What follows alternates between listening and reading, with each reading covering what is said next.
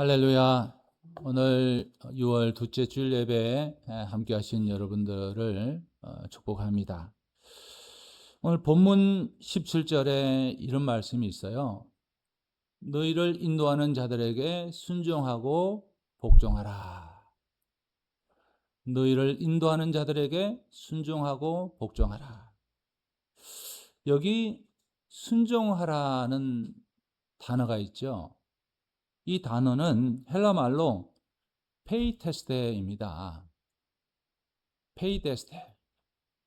그러니까 이 뜻은 설득하다, 신뢰하다, 믿어서 따르다라는 의미를 가지고 있어요. 중요한 것은 이 단어가 순종하라는 이 원어적인 단어가 단순히 시키는 대로 해라, 외적인 그런 복종이 아니라는 거예요. 강요나 강압에 의한 순종이 아니라는 거예요. 이 페이테스테는 동사형이 페이도입니다. 페이도인데 그 의미는 내 내면에서 납득이 돼서 움직이는 것을 말하는 거예요. 내 속에서 납득이 돼서 움직이는 거. 억지로 끌려가는 것이 아니라 믿기 때문에, 신뢰하기 때문에 따르는 거. 페이테스테. 자, 그래서 같은 절에 두 단어가 나란히 나옵니다. 너희를 인도하는 자들에게 순종하고 복종하라. 페이데스테 순종하고 이 복종하라는 단어는 휘페이케테라는 단어입니다. 휘페이케테. 자, 페이데스테는 마음으로 신뢰하고 따르는 것. 휘페이케테는 실제로 굴복하고 양보하는 것, 복종입니다. 자, 히브리서 기자는 이 두 단어를 함께 써서 우리에게 말해주고 있어요. 너희를 인도하는 자들한테 마음으로도 행동으로도 순종해라. 근데 여러분, 왜 순종해야 하나요? 마음으로, 행동으로 왜 순종을 해야 하나요? 왜 해야 할까요? 히브리서 기자는요, 그 이유를 곧바로 이어서 우리에게 말씀해 줍니다. 그들은 너희 영혼을 위하여 경성하기를 그래요. 자, 이 경성하기를 이라는 여기 단어는 아그리피노라는 단어입니다. 아그리피노라는 단어는 두 단어가 합친 단어인데 문자적으로는 잠을 쫓는 겁니다. 밤을 새워 깨어 있다는 문자적인 의미를 가지고 있어요. 그러니까 이거는 목자가 밤새 양 곁에 있다는 이미지예요. 그러니까 목자의 자세입니다. 위험해 보이지 않습니다. 아무 일 없는 것 같습니다. 그래도 자기 양들을 위해서는 잠을 자지 않는 것을 경성하기를 이라는 표현을 썼어요. 자, 페이데스테 순종하고 히페이케테 복종을 요청받는 이유가 권위자의 권력 때문이 아니라 누군가가 나를 위해서 밤을 새우고 있기 때문이라는 거예요. 경성하기 때문이라는 거예요. 오늘 본문 16절도 우리가 함께 읽어보도록 하겠습니다. 오직 선을 행하고 서로 나눠주기를 잊지 말라. 하나님은 이 같은 제사를 기뻐하시느니라. 선을 행하고 나누어주고 인도하는 자에게 순종해라.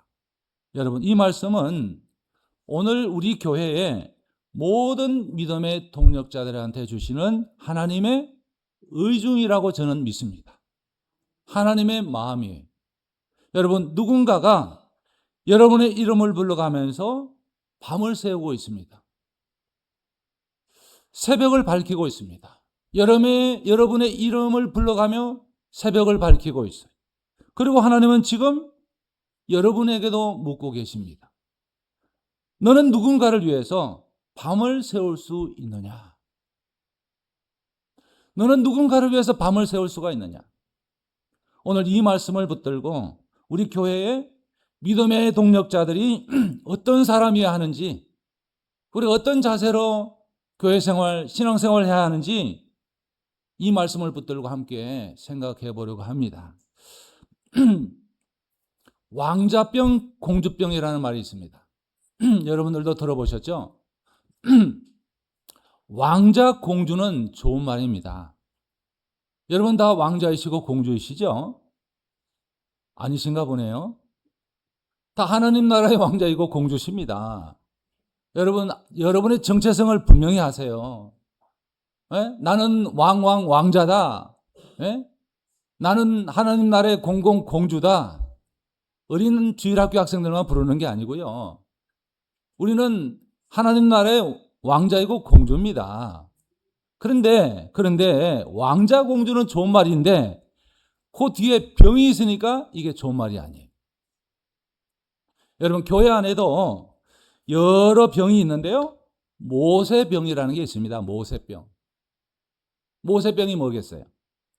하나님이 모세를 부르셨을 때 모세가 한 말 기억하세요? 뭐라고 하나님께 말했습니까? 내 혀가 둔해서 못해요. 하나님, 저 혀가 둔합니다. 못합니다. 모세병을 가진 사람들은 자기가 순종하지 못하는 이유를 그럴듯하게 내세워서 목회자의 혈압을 높입니다. 그래서 목회자는 제가 생각할 때 저혈압이 좋을 것 같아요. 목회자들은 고혈압이면 아주 그냥 곤란할 것 같아요. 그래야 성도들이 혈압을 높여주면 정상 수치가 될 거 아니겠어요? 기도도 못해요. 전도도 못해요. 일도 못해요. 자, 성도의 겸손은 저는 이 정도에서 멈춰야지 그 이상 나가면 불순종이라고 생각이 돼요. 하나님은 때가 되면 우리를 리더로 사역자로 부르십니다. 이 때는요, 내 때가 아니라 하나님의 때입니다. 늘 우리는 내 때를 생각해요. 어떤 사람은 이사야처럼 하나님 내가 여기 있습니다. 나를 써주십시오. 나를 보내소서라고 순종하는 사람도 있지만 대부분의 사람들은 절대적으로 사양하다가 나중에 모세처럼 크게 쓰임받는 경우도 있습니다. 어떤 사람은 나는 그런 사역이 안 맞아요. 체질이 아닙니다. 라고 말하면서 자기가 사역을 직접 선택하는 사람도 있어요. 또 어떤 사람은 딱 한 가지만 주장하는 사람도 있습니다. 딱 한 가지만 사역을 하겠다. 또 어떤 분은 저한테 직분을 맡기면 교회 안 나오겠습니다. 이렇게 협박하는 분도 있습니다. 여러분, 우리는 하나님의 부르심 앞에 네, 아멘 하는 것이 가장 좋습니다. 할렐루야. 조금 품위를 살리고 싶으시다면 저 잘 감당할 수 있을지는 모르겠지만 순종하는 마음으로 해보겠습니다. 잘 감당할 수 있을지는 모르지만 순종하는 마음으로 해보겠습니다. 정도하면 딱 좋습니다. 여러분, 교회는 주님의 몸입니다. 목사는 주의 종입니다. 우리에게 어떤 직분을 맡길 때는 목사가 시키는 것 같지만은 실제적으로는 교회의 주인이신 하나님이 시키는 거예요. 자, 자녀들한테 부모님들이 심부름 시킵니다. 심부름 시킬 때, 네, 그렇게 말하고 기쁨으로 순종하는 자녀도 있지만 왜 나만 시켜요? 형한테 좀 시켜요. 누나한테 좀 시켜요. 반항하는 자녀들도 있습니다. 자, 우리는 부모로서 그런 자녀들 보면서 어떤 자녀를 신뢰하게 됩니까? 부모의 마음이 하나님의 마음과 같을 겁니다. 작은 일에 충성하는 자한테 하나님은 큰 일도 맡기십니다. 하나님이 나한테 맡기는 일은 여러분 내 능력으로 감당하는 것이 아니라 하나님이 감당할 능력을 주실 것을 믿어야 합니다. 믿어야 해요. 제가 설교를 시작하면서 말씀드린 단어 아그리피노, 라는 단어를 제가 말씀을 드렸죠. 잠을 쫓다, 밤을 새워서 깨어있다는 말을 기억하실 거예요. 여러분, 히브리서 기자는 이 단어를 목회자한테만 쓰지 않았어요. 목회자만 쓰지 않고 모든 평신도 지도자, 모든 믿음의 동력자들이 가져야 할 자세라고 말씀합니다. 영혼을 위해서 밤을 새우는 것, 그게 뭐예요? 기도입니다. 기도예요. 여러분, 그렇습니다. 하나님이 허락하신 직분을 우리가 잘 감당하기 위해서는요, 가장 중요한 것은 기도입니다. 기도가 넘버원이에요. 하나님의 사역을 감당하다 보면 참 많은 걸림돌을 만나게 됩니다.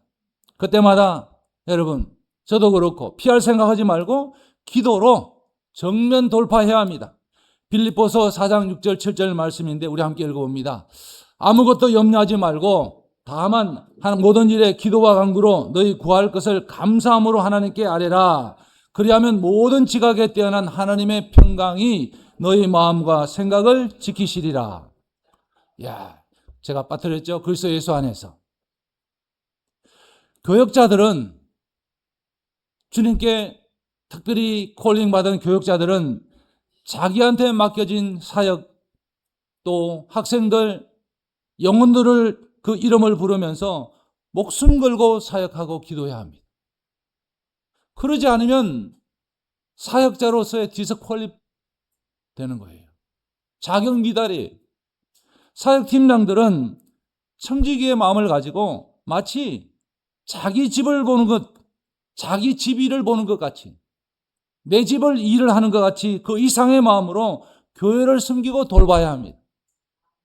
가정교회 리더인 공동체 목자들은요, 자기가 맡은 공동체 식구들, 또 그분들의 가족들을 위해서 매일 이름을 불러가며 기도해야 합니다. 시편 5편 3절에서 특히 하루를 시작하면서 사람하고 대화하기 전에 하나님과 대화하면서 이들의 이름을 불러가면서 기도하는 것은 정말 아름다운 일이라고 말씀합니다. 여러분, 하나님은 주인이시고 저와 여러분은 종입니다. 그러므로 기도는 이것 해주세요. 이것 왜 안 주십니까? 라고 마치 주인이 종한테 명령하듯이 하면 안 되고요.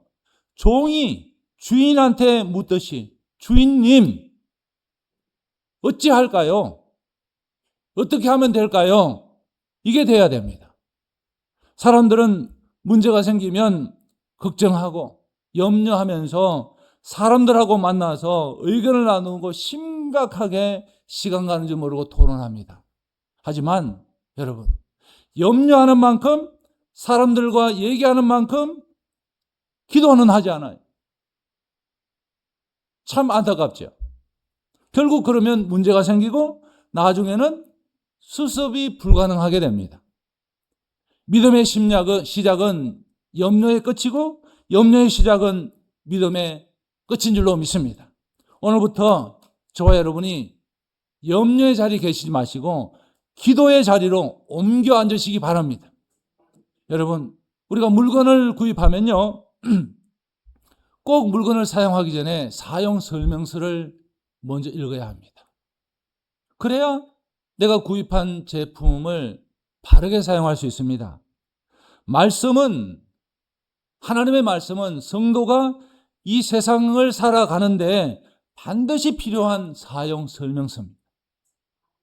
절대 결코 대충 읽어서는 안 됩니다.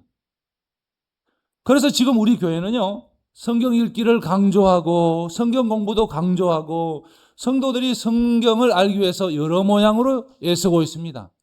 여러분 한번 생각해 보세요. 지난 주일날 내가 성경을 펴고 한 주 동안 내가 과연 성경을 얼마나 읽고 묵상했는지. 내 성경책이 어디에 있는지 가물가물한 분은 안 계세요. 히브리서 13장 16절에서 말씀합니다. 오직 선을 행함과 서로 나눠주기를 잊지 말라. 오직 선을 행하는 것하고 서로 나눠주는 것을 잊지 마라. 여기서 선을 행하는 것은요, 에우포이이아입니다.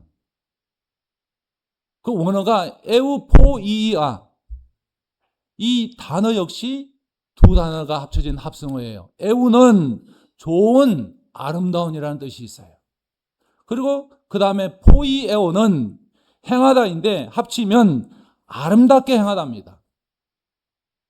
오직 선을 행함과 서로 나눠주기를 잊지 말라. 그냥 선이 아니라 아름다운 선이에요. 아름다운 선. 그리고 나눠주기는 코이노니아입니다. 우리가 너무나 잘 아는 단어죠. 서로 나눠주기를 잊지 말라는, 이거는 함께 나누는 것, 공동체적인 삶을 말하는 거예요. 말씀을 모르면 무엇이 에우포이아인지, 어떻게 코이노니아를 살아야 하는지를 우리는 알 수가 없어요. 말씀이 충만해야 비로소 아름다운 삶이 가능한 거예요. 그리고 우리의 신앙은요, 하나님 우선순위의 신앙이 돼야 합니다. 이 말을 오해해서 나 개인의 본분은 제쳐두고 교회 일만 하라는 말은 결코 아닙니다. 하나님은 우리가 그런 사람이 되라고 말씀하신 적이 없어요. 우리는 예배 중심, 예배 우선으로 살아야 하는 것은 분명하지만은 예배 정신으로 살아야 하는 것을 우리가 잊으면 안 됩니다. 직분을 가진 사람이 권위의식에 사로잡혀서 영혼들은 돌보지 않고 성도로서 기본적으로 해야 할 일을 예배 생활, 말씀 생활, 기도, 전도를 하지 않는다면 교회의 주인이신 주님의 마음이 어떻겠어요? 주님의 마음이 어떨까요? 이런 분들은 하나님 우선 신앙이 아니라 하나님 우선 영광 가리우기 신앙이 될 거예요. 잠언 23장 29절에서 35절에서는 이런 말도 있습니다. 술 취하지 말라, 이 정도가 아니고요, 술을 보지도 말라고 말씀합니다. 술을 보지도 마라. 말씀의 기준은 우리 생각보다 훨씬 높습니다. 오늘 본문 17절 말씀이에요. 너희를 인도하는 자들한테 순종하고 복종해라. 이것이 너에게 유익하니라. 여러분, 우리는 주여라는 말을 너무 자주 씁니다. 기도할 때도, 또 우리가 주임새 같이. 이 말의 의미는 뭐냐면요, 나는 종입니다는 뜻입니다. 나는 종입니다.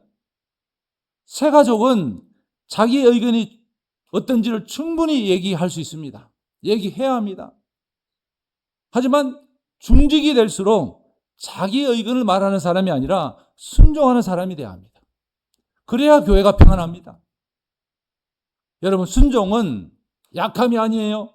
설교 시작에서 말씀드렸듯이 페이도는 납득이 되어 움직이는 겁니다. 납득이 돼야 내가 행하는 거예요. 억지로 끌려가는 것이 아니라 믿기 때문에 따르는 겁니다. 이것은 성숙한 사람만이 할 수 있는 가장 강한 선택이라고 할 수가 있어요. 모세는 처음에 사양했습니다. 하지만 결국 순종했죠. 그 순종이 이스라엘 역사를 바꾸었습니다. 바울도 순종했습니다. 이사야도 순종했습니다. 하나님이 기뻐하시는 제사는 순종입니다. 히브리서 기자는 그거를 하나님이 기뻐하시는 제사라고 불렀어요. 나를 내드리는 것, 나를 하나님께 내드리는 것, 그것이 가장 아름다운 예배인 줄로 믿습니다. 여러분, 내 아멘 그 한마디가 하나님 앞에 올려드리는 향기로운 제사가 되는 저와 여러분 되길 바랍니다.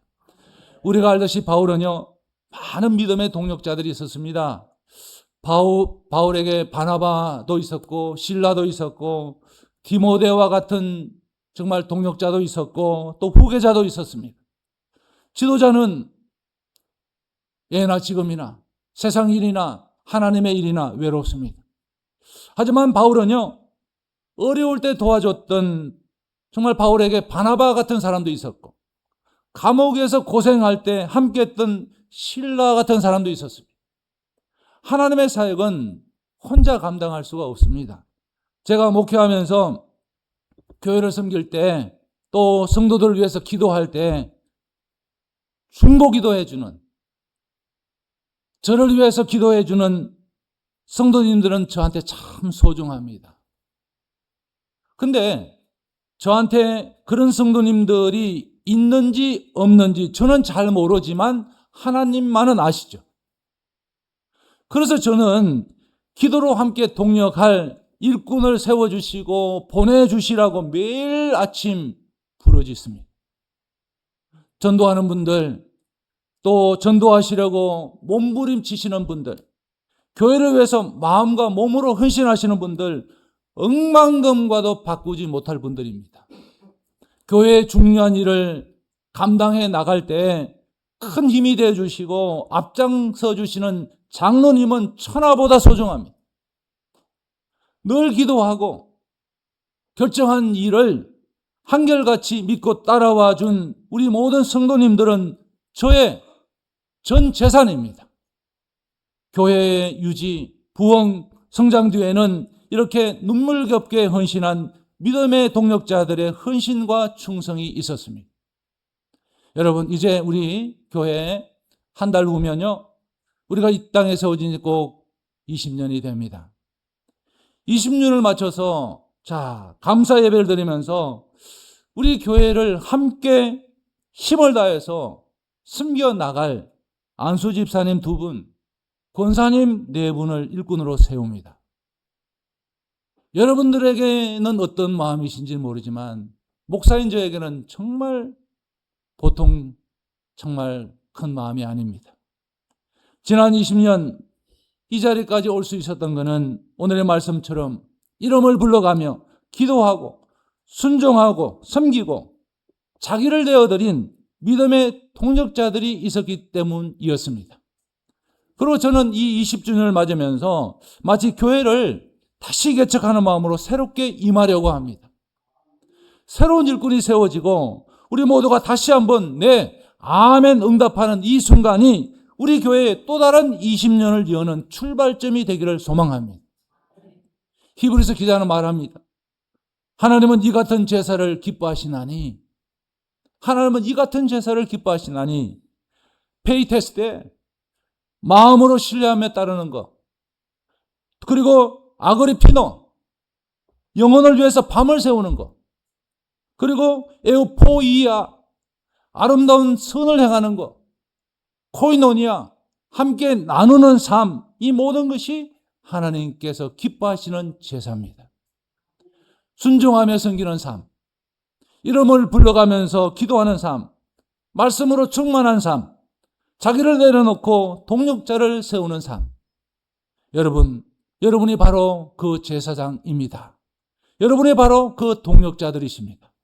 여러분이 바로 영혼을 위해서 깨어있는 믿음의 동력자들입니다. 하나님 오늘도 네, 아멘으로 대답하는 한 사람을 찾고 계신 줄로 믿습니다. 모세에게 그러셨고 이사야에게 그러셨고 바울에게 그러셨던 그 하나님이 오늘 저와 여러분의 이름을 부르고 계십니다. 오늘 이 자리에서 네, 아멘으로 응답하는 그 한 분 한 분 위에 하나님의 크신 은혜와 축복이 늘 함께 하시기를 바라고 축복합니다. 기도하겠습니다.